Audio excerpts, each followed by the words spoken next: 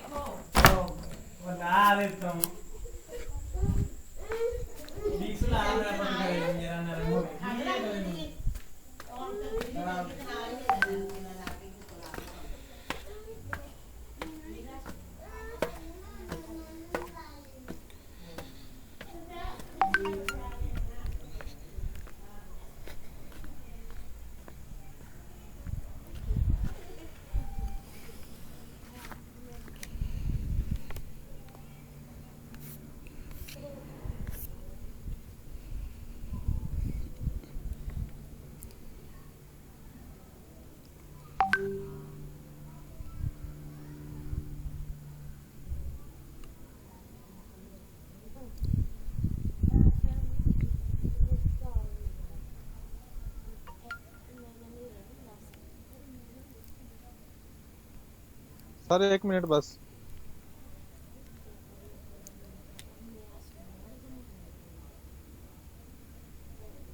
Hello جی، آپ لوگ سن پا رہے ہیں؟ جی جی سر. اوکے، یہ اچانک محل کو نیٹ کا ایشو شاید ہوا ہے. جی سر، وہ لائٹ آف ہو گئی تھی تو اس نے ریکارڈنگ کا بھی ہو گیا تھا بند. ہاں، وہ درمیان سے ڈسپلے میں، کوئی بات نہیں، آ لینے دیں سب کو، پھر اس کے بعد میں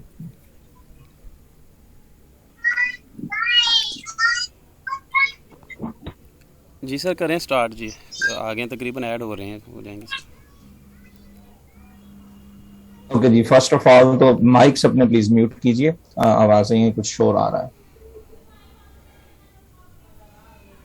جی، علامہ ابن کثیر کے حوالے سے ہم بات کر رہے تھے. 700 ہجری میں ان کی پیدائش ہے اور 774 میں ان کی وفات ہے.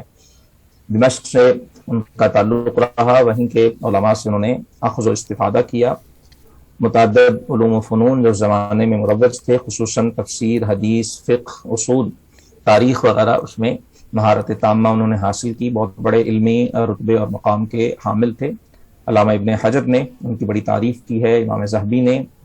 ان کا جو ہے وہ بڑے القاب سے ذکر کیا ہے: الامام، المفتی، المحدث، البارع، فقیہ، متفنن، محدث، متقن، مفسر، نقال. یہ سارے مختلف القاب ہیں جو ان کے علمی رتبے اور مقام کو بیان کرتے ہیں. جہاں تک ان کی تفسیر کا تعلق ہے، جو ہمارا یہاں موضوع ہے، تو تفسیر بالماسور کی جو کتب ہیں ان میں ابن کثیر کا جو رتبہ اور مقام ہے وہ بڑا نمایاں. اور صاحب تفسیر والمفسرون جو ان کی کتاب محمد حسین الذہبی ہیں، انہوں نے ذکر کیا کہ تفسیر ابن جریر کے بعد یا تفسیر طبری کے بعد یہ دوسری اہم تفسیر بالماسور شمار ہوتی. حالانکہ اگر آپ دیکھیں تو تفسیر طبری، کل ہم نے بات کی تھی، 310 ہجری میں علامہ ابن جریر طبری کا وصال ہے، یعنی 4 صدی ہجری کے بالکل آغاز میں. اور یہ 8ویں صدی ہجری میں آ کے ابن کثیر جو ہے وہ ان کی پیدائش ہوتی ہے. تو یہ 4 صدیاں ہیں درمیان میں، لیکن 4 صدیوں کے فاصلے میں تفسیر بالماسور کا اتنا بہترین اور عمدہ کام سامنے نہیں آیا جو علامہ ابن کثیر نے کیا. تو یہ 4 صدیوں کے بعد اگرچہ آئی ہے تفسیر، لیکن اسے ابن جریر کے بعد عمدہ اور بہترین جو تفسیر ہے ماسور کی وہ شمار کی جاتی ہے. اس میں ان کا جو فوکس اور ان کا زیادہ توجہ ہے وہ تفسیر القرآن بالقرآن، اور پھر اس کے بعد تفسیر القرآن بالاحادیث والآثار واقوال الصحابہ والتابعین، اور ان کی سند پھر جہاں بھی حدیث کا ذکر ہوتا ہے وہ حدیث کی سند پوری ذکر کرتے ہیں، اور ہم ان کے جو میتھڈالوجی منہج ہے ابن کثیر کا تفسیر میں اس کو بھی اختصار کے ساتھ ذکر کریں گے۔ ایک تو بات جو ان کی تفسیر کی خصوصیت ہے کہ انہوں نے ایک طویل مقدمہ تفسیر میں ذکر کیا ہے، وہ بڑا اہم مقدمہ ہے، قرآن حکیم کے حوالے سے، علوم القرآن کے حوالے سے، تفسیر کے حوالے سے، لیکن ان کے اس مقدمے پر یہ تبصرہ کیا جاتا ہے کہ یہ اکثر و بیشتر ابن تیمیہ کی جو اصول التفسیر نامی ان کا ایک رسالہ اور کتاب ہے اس سے ماخوذ ہے۔ ویسے بھی بتایا کہ ان کی شخصیت پر بہت گہری چھاپ تھی ابن تیمیہ کی، تو اس جو مقدمہ ہے ان کی تفسیر کا وہ اپنی جگہ بڑا وقی ہے، مگر اس پر بھی جو گہری چھاپ ہے وہ ابن تیمیہ کے افکار و نظریات کی ہے، اور انہیں کے اصول تفسیر نامی مقدمے سے انہوں نے زیادہ اس میں استفادہ کیا ہے۔ ابن کثیر کا طریقہ یہ ہے کہ وہ آیت کو ذکر کرتے ہیں اور پھر جتنا ممکن ہو دیگر آیات سے جو اس کا تعلق ہے، اس موضوع سے متعلق دیگر جو آیات ہیں وہ ان کو ذکر کرتے ہیں، اور پھر ان آیات میں جو فرق ہے، جو آیت جس کے بارے میں وہ گفتگو کر رہے ہوتے ہیں اس میں کیا کلمات ارشاد ہوئے، دوسری جو آیت ہے اس میں کیا، دونوں میں فرق کیا ہے، اس فرق کی نوعیت کیا ہے، وجہ کیا ہے، اس کے جو ہے وہ اثرات کیا ہیں احکام پر اور ترجمے پر، عقائد پر، نظریات پر، اس سب کو وہ تفصیل سے ذکر کرتے ہیں۔ اور محمد حسین الذہبی کا یہ کہنا ہے کہ کتب تفسیر میں جو ایک موضوع سے متعلق آیات ہیں جتنی کثرت سے ابن کثیر ذکر کرتے ہیں دوسری تفاسیر میں وہ کم نظر آتا ہے۔ آیات کے ذکر کے بعد پھر وہ احادیث مرفوعہ ذکر کرتے ہیں۔ حدیث مرفوع ہم پڑھیں گے اصول حدیث میں، جو آپ صلی اللہ علیہ وآلہ وسلم تک جس حدیث کی سند پہنچتی ہو، آپ کے قول فعل کا جس میں ذکر ہو، اسے حدیث مرفوع کہا جاتا ہے۔ پھر احادیث ذکر کرنے کے بعد اس میں سے کون سی احادیث جو ہیں وہ قابل احتجاج ہیں، ان سے دلیل لی جا سکتی ہے، کون سی نہیں، یہ ذکر کرتے ہیں۔ پھر اس کے بعد اقوال صحابہ کا ذکر کرتے ہیں جنہیں ہم کہہ رہے ہیں کہ آثار کہہ دیا جاتا ہے۔ پھر اقوال تابعین کا ذکر کرتے ہیں، اور پھر جو ائمہ مفسرین پہلے ہو چکے ہیں ان کا بھی وہ ذکر کرتے ہیں، خصوصاً جو ابن کثیر کے مآخذ اور مصادر ہیں ان میں تفسیر ابن جریر، چونکہ عرض کی اسی منہج و منوال پہ انہوں نے کی ہے تو وہ خصوصی طور پر ان کے پیش نظر ہے۔ تفسیر ابن ابی حاتم، تفسیر ابن عطیہ، المحرر الوجیز کل ہم نے اس کا ذکر کیا، یعنی جو اس نوع کی تفاسیر تھیں جنہیں تفسیر بالماسور کہا جاتا ہے، وہ جو متقدمین کی تفاسیر تھی ان سے انہوں نے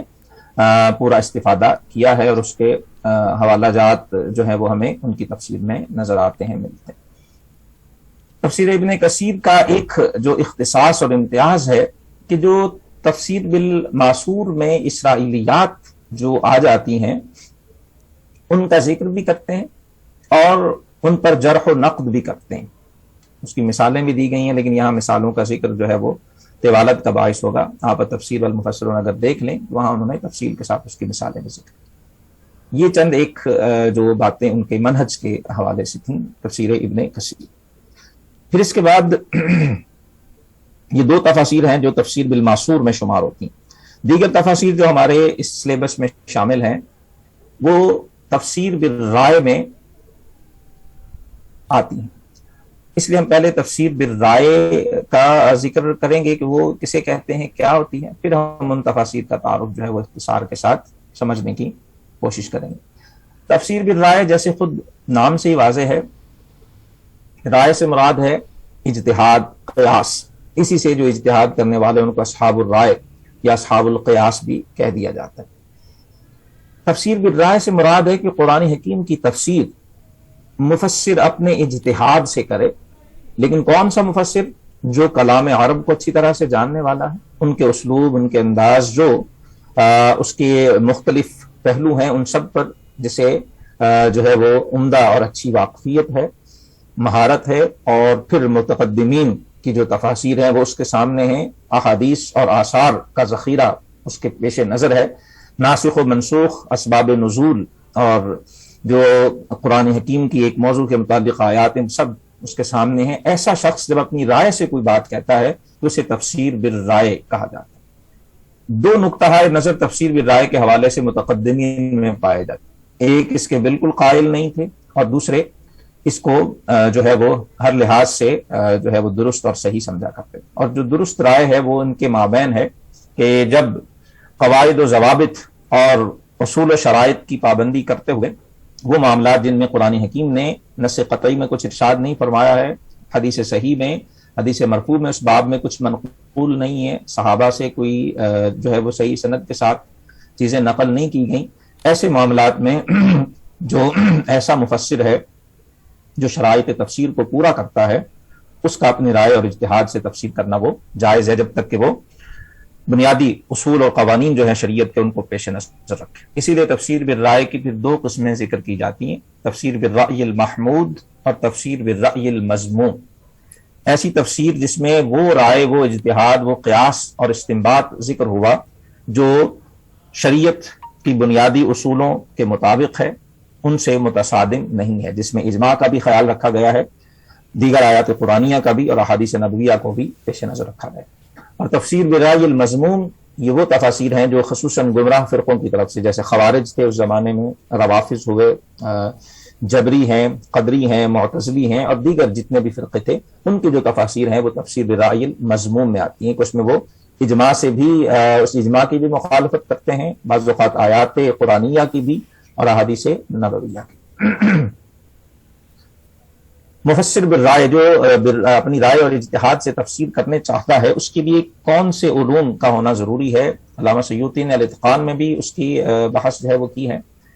اختصار کے ساتھ ہم یہاں ان کو ذکر کرنے کی کوشش کریں گے. یہ پوائنٹس اگر آپ نوٹ کر لیں گے تو اس میں آپ کو انشاءاللہ فائدہ ہوگا. سب سے پہلے تو علم اللغہ ہے. لغت عرب پر اس کی واقفیت اور اس کی جو مہارت ہے وہ بہت عمدہ اور اچھی ہونی چاہیے. اور یہاں لغت سے مراد یہ نہیں ہے کہ وہ معاجم اور ڈکشنریز دیکھ کر جو ہے وہ اپنی بات کہہ سکے، بلکہ خود اس کے اندر ذاتی ملکہ ہونا چاہیے. دوسرا علم نحو، گرامر جسے ہم کہہ دیتے ہیں، صرف نحو دونوں کا اچھی طرح سے اس کو علم ہو. علم اشتقاق، بعض اوقات ہمیں علم صرف میں ہی اس کو مندرج کرتے ہیں، لیکن اکثر یہ الگ ایک علم کے طور پر باقاعدہ جانا جاتا ہے. اور پھر اس کے بعد علوم بلاغہ ہے، معانی، بیان اور بدیع، ان پر اس کی جو ہے وہ مہارت ہونی چاہیے. علم قراءات ہے، اصول الدین ہے جنہیں ہم علم کلام بھی کہہ دیتے ہیں، علم العقائد والکلام. اصول فقہ، اسباب نزول، علم القصص، جو واقعات قرآن حکیم میں ذکر ہوئے ہیں سیرت کے حوالے سے، انبیاء سابقین کے حوالے سے یا کسی بھی حوالے سے، ناسخ و منسوخ. اور پھر اس کے بعد جو احادیث ہیں، خصوصاً تفسیری جو نکات کی حامل ہیں اور جس میں تفسیر کے حوالے سے ارشاد فرمایا گیا ہے، اس کا علم. اور پھر 15ویں نمبر پر یہاں محمد حسین الذہبی نے ذکر کیا علم الموہبہ، کہ اس کو ایک سمجھ لیجئے قدرتی ملکہ جسے اللہ نے عطا کیا ہو، کہ وہ ان سارے علوم میں عمدہ مہارت کے ساتھ ساتھ قرآن سے اس کا شغف، اس کا باطنی تعلق، ذہنی اور فکری جو رشتہ ہے وہ مضبوط ہو. تو پھر اس کے لیے تفسیر بالرأی المحمود کا جو ہے وہ سر انجام دینا وہ ممکن اور قابل عمل ہوا کرتا ہے. یہ تقریباً کچھ 15 کے قریب شرائط ہیں، بعض نے اس سے کم ذکر کی، بعض نے زیادہ، لیکن یہ ان سب کا ایک خلاصہ جو ہے وہ بنتا ہے. ان 15 جو شرائط ہیں ان کا حامل جو شخص ہے اس کی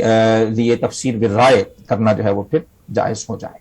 تفسیر بالرائے میں سے جو ہمارے ہاں ذکر ہیں اور سلیبس کا حصہ ہیں، ان میں سب سے پہلے امام رازی رحمہ اللہ کی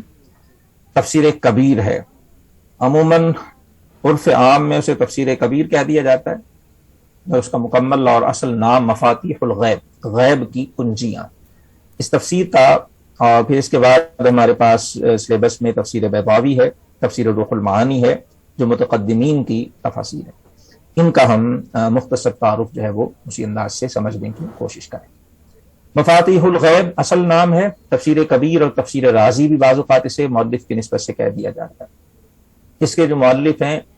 وہ ابو عبداللہ کنیت ہے، محمد بن عمر نام ہے، اور الرازی کے لقب سے یہ جانے جاتے ہیں نسبت سے، اور لقب ان کا فخر الدین ہے، فخر الدین الرازی. اور رازی یہ رے کا جو علاقہ ہے طبرستان کا، اس کی طرف نسبت کر کے الرازی کہلاتے ہیں. شافعی المسلک تھے. 544 ہجری میں، یعنی چھٹی جو ہجری کا تقریباً نصف ہے، ان کی پیدائش ہوتی ہے. اپنے زمانے میں بے مثال شخصیت کے حامل تھے.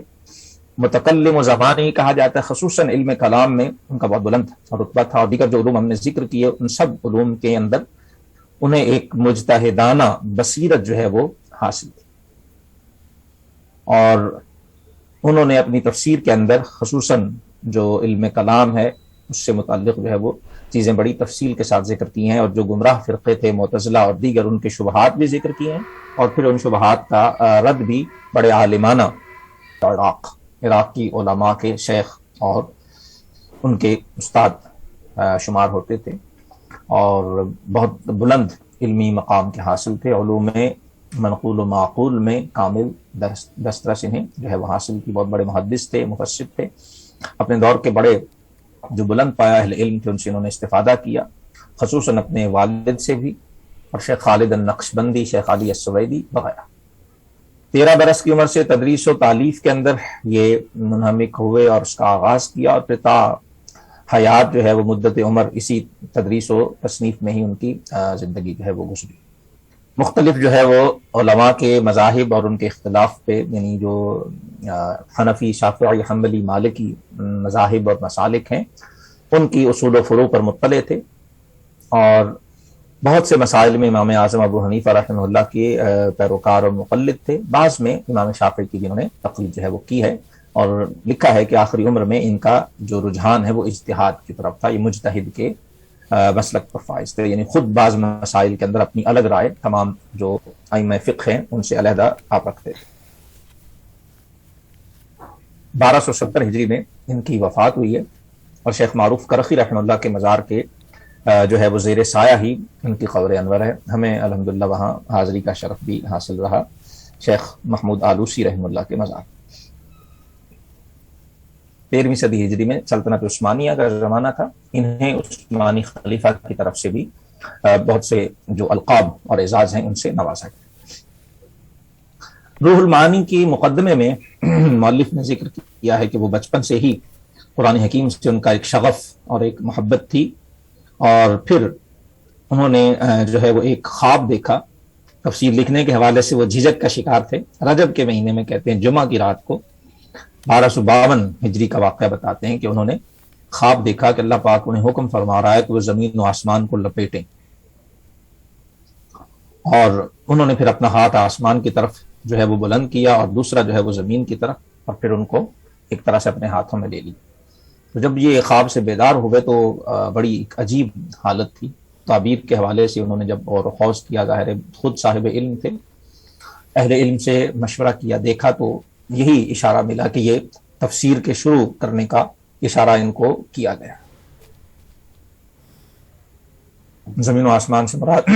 علم کی زمین و آسمان اور علمی دنیا میں ایک بلند کام کا حوالہ ہے۔ اس خواب کی روشنی میں پھر انہوں نے تفسیر لکھنا شروع کی، اور پھر اس کو خود انہوں نے تفسیر القرآن العظیم سوال مسانی کا جو ہے وہ ذکر کیا، اور لکھا ہے کہ ان کے معاملات اور مصروفیات بڑی عجیب و غریب تھیں، اور جنہیں دیکھ کر یہ بات ماننا پڑتی ہے کہ اللہ پاک نے خاص برکت ان کے وقت میں رکھی تھی، کہ ان کا دن جو ہے وہ افتاء اور تدریس کے لیے، فتویٰ دینے میں اور علوم پڑھانے میں، جو لیکچرز دینے میں اور اسباق پڑھانے میں مصروف ہے، اور رات کا ابتدائی حصہ جو ہے وہ اہل علم کے ساتھ جو علمی گفتگو ہے اس میں بسر ہوتا تھا، اور رات کے آخری حصے میں وہ چند اوراق جو ہے وہ لکھتے تھے تفسیر کے، اور صبح کے وقت وہ جو ان کے پاس نقل نویس ہوتے تھے، جو کاتب ہوا کرتے تھے، وہ ان کو دے دیتے تھے جو انہوں نے ملازم رکھے ہوئے تھے، اور 10 گھنٹے انہیں لگ جاتے تھے ان چند اوراق کو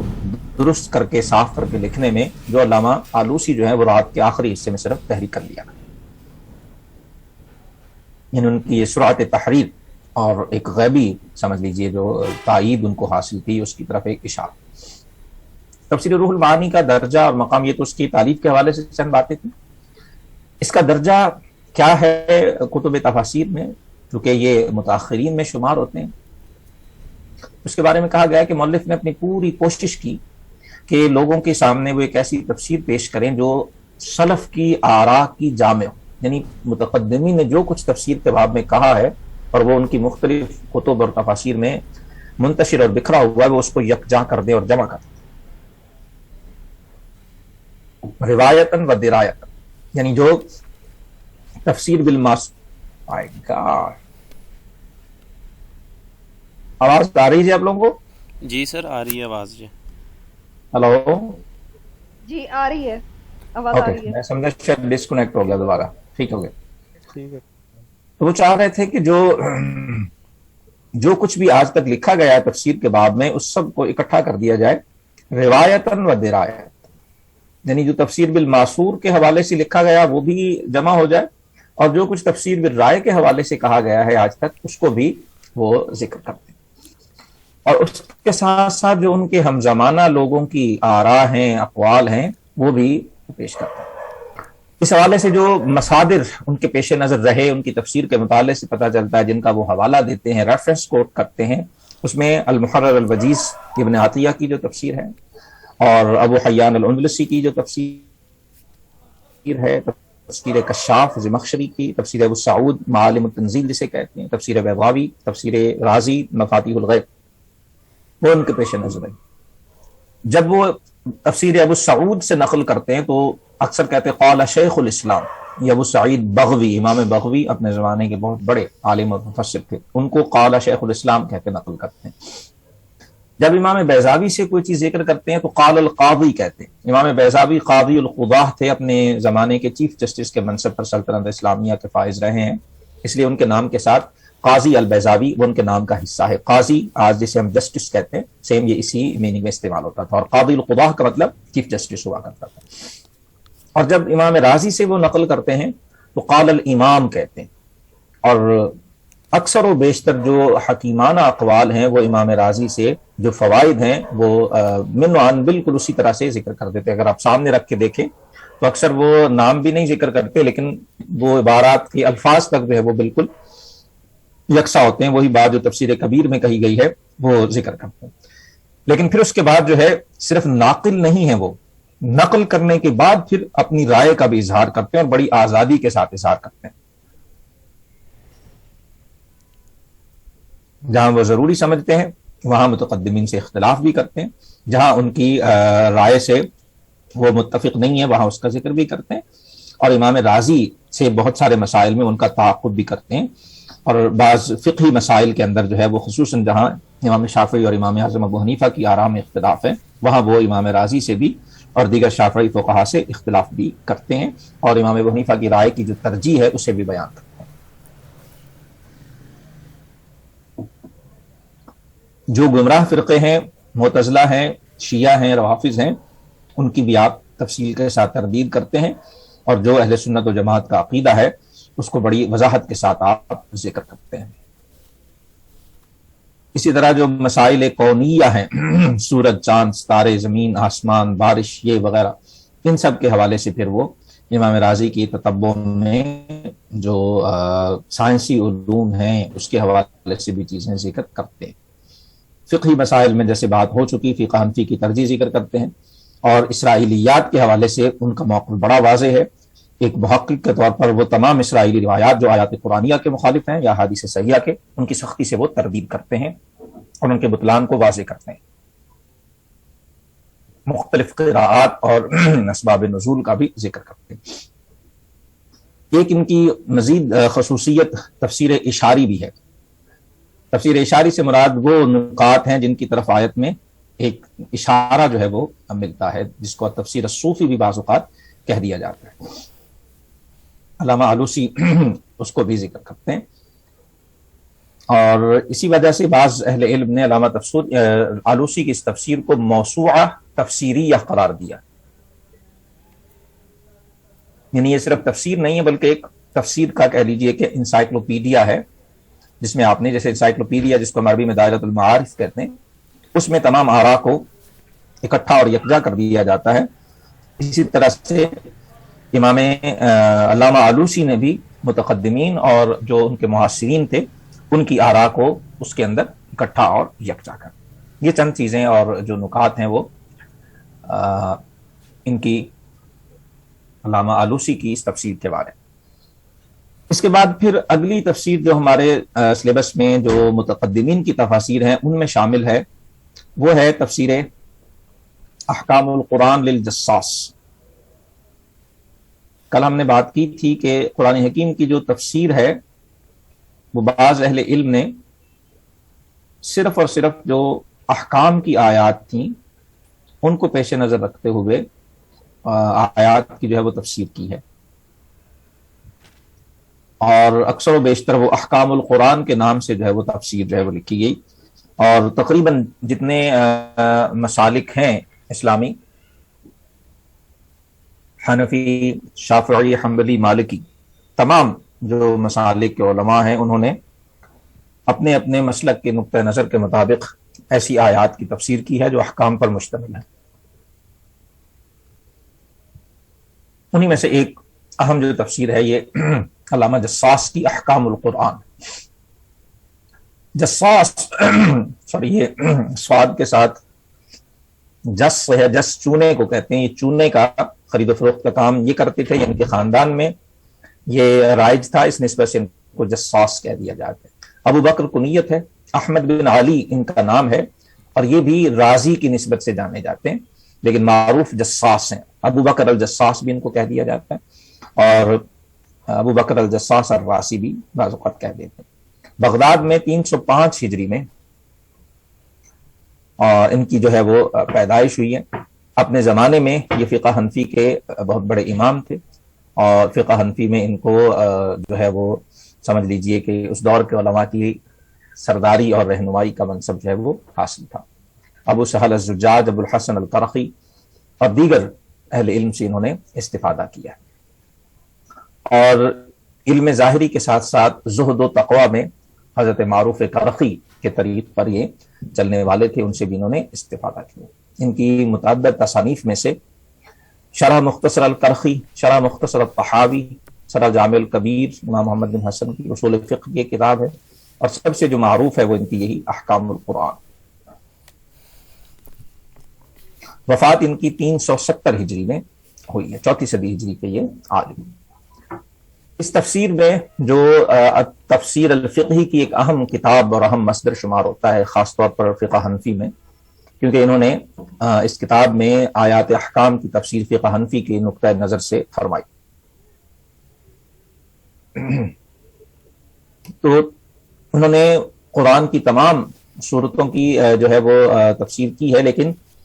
صرف گفتگو انہی آیات سے کی ہے جو احکام سے متعلق ہے، اور جو ترتیب ہے وہ قرآن کی صورتوں کے مطابق ہے، مثلا سورہ فاتحہ، پھر سورہ بقرہ، آل عمران، اسی طرح سے، لیکن جو ابواب بندی کتاب کی ہے وہ فقہ کی تبویب کے مطابق ہے، اور فقہی کتب میں جیسے آپ جانتے ہیں آغاز کتاب طہارت سے ہوتا ہے، پھر اس کے بعد جو ہے وہ صلاۃ آتی ہے، پھر اس کے بعد زکوٰۃ یا صوم، پھر حج یعنی عبادات، اور پھر عبادات کے بعد جو ہے وہ معاملات اور جو نکاح اور طلاق کے مسائل وغیرہ۔ ان کی تفسیر پر جو ایک نقد کیا جاتا ہے کہ یہ فقہی مسائل میں بعض اوقات بہت دور جو ہے وہ چلے جاتے ہیں، اور ایسے مسائل جو قرآن کے نص میں بظاہر مذکور نہیں ہوتے یا اس سے تعلق نہیں ہوتا وہ بھی اس میں ذکر کرتے ہیں، لیکن بحث میں بعض اوقات ایسے ہو جاتا ہے کہ بات سے بات نکلتی کچھ دور چلی جاتی۔ اسی طرح ایک یہ نقد کیا جاتا ہے کہ یہ مذہب حنفی کے لیے تعصب رکھتے تھے، یعنی بہت زیادہ اس کی جو ہے وہ حمایت کرتے تھے، اور بعض اوقات جو مذہب حنفی کے مخالفین ہیں ان کے لیے قدر سخت الفاظ بھی یہ استعمال جو ہے وہ کرتے تھے، جس کی کچھ مثالیں جو ہیں وہ دی گئی ہیں۔ یہ کچھ اس زمانے کا مناظرانہ ماحول تھا، اور اس مناظرانہ ماحول کی وجہ سے ایسی چیزیں جو ہیں وہ تصانیف میں بعض اوقات ملتی ہیں۔ کچھ لوگوں نے ان کو معتزلہ کے مذہب کی طرف مائل بھی ذکر کیا، لیکن یہ بھی میرے خیال میں ایک طرح سے تعصب ہی اس میں بھی کار فرما ہے کہ وہ فقہی اختلاف کو پھر اس طرح سے کر کے جو ہے وہ ظاہر کیا گیا۔ حضرت علی رضی اللہ تعالیٰ حضرت معاویہ کے درمیان جو اختلافات تھے ان معاملات میں بھی بڑے جو ہے وہ وضاحت کے ساتھ انہوں نے حضرت علی رضی اللہ تعالیٰ عنہ کی جو ہے وہ حق پر ہونے کا ذکر کیا ہے، اور حضرت معاویہ کے حوالے سے بعض اوقات انہوں نے بڑے واضح الفاظ میں ان کو فئہ الباغیہ بھی قرار دیا ہے، جس پر جو ہے وہ یہ نقد ہے کہ بہرحال اہل سنت و جماعت کے ہاں حضرت معاویہ رضی اللہ تعالیٰ عنہ کا جو نقطہ نظر ہے وہ ایک اجتہادی خطا پر مشتمل ہے، باغی کا کلمہ ان کے لیے استعمال کرنا مناسب نہیں۔ یہ چند ایک باتیں ہیں جو علامہ ابو بکر الجساس کے حوالے سے متقدمین اور ناقدین نے ذکر کی۔ یہ احکام القرآن میں ایک عمدہ اور بہتر ماخذ اور مصدر کے طور پر یہ تفسیر جانی جاتی۔ اس کے بعد جو ہمارے سلیبس میں تفسیر ہے وہ شیعہ مکتب فکر کی معروف تفسیر ہے جسے مجمع البیان کہا جاتا ہے. اس کو عموماً تفسیر طبرسی کہہ دیا جاتا ہے، اور نام اس کا جو پورا ہے وہ مجمع البیان لعلوم القرآن. اس کے جو مؤلف ہیں وہ ابو علی ان کی کنیت ہے، الفضل بن حسن الطبرسی، طبرستان سے ان کا تعلق، المشہدی، ان دونوں نسبتوں سے جانے جاتے ہیں. اہل تشیع کے بہت بڑے جو ہے وہ امام مجتہد اور ان کے عالم جو ہے وہ شمار ہوتے ہیں. ان کا تعلق انہی جو ہے وہ اہل تشیع 34 ہجری میں، یہ 6 صدی ہجری کے یہ شیعہ عالم ہیں. اور ان کی جو تفسیر ہے جیسے بتایا، ان کی وفات جو ہے 538 ہجری میں ہوئی ہے، پیدائش کا ذکر نہیں کیا گیا. 6 صدی ہجری کے یہ شیعہ عالم. اس میں ان کا جو ہے وہ طریقہ مؤلف نے خود اپنے جو ہے وہ مقدمے کے اندر ذکر کیا ہے کہ وہ کون سے اسباب تھے جنہوں نے انہیں قرآن کی تفسیر کی طرف مائل کیا، کن مقاصد کو پیش نظر رکھتے ہوئے انہوں نے قرآن حکیم کی جو ہے وہ تصنیف کی ہے. اس میں انہوں نے ذکر کیا ہے کہ ہر دور میں اہل علم جو ہے وہ اپنا جو ہے وہ نتائج افکار اور اپنی ذہنی اور فکری صلاحیتیں قرآن کے فہم میں استعمال کرتے رہے. انہی میں سے ایک شیعہ عالم ابو جعفر محمد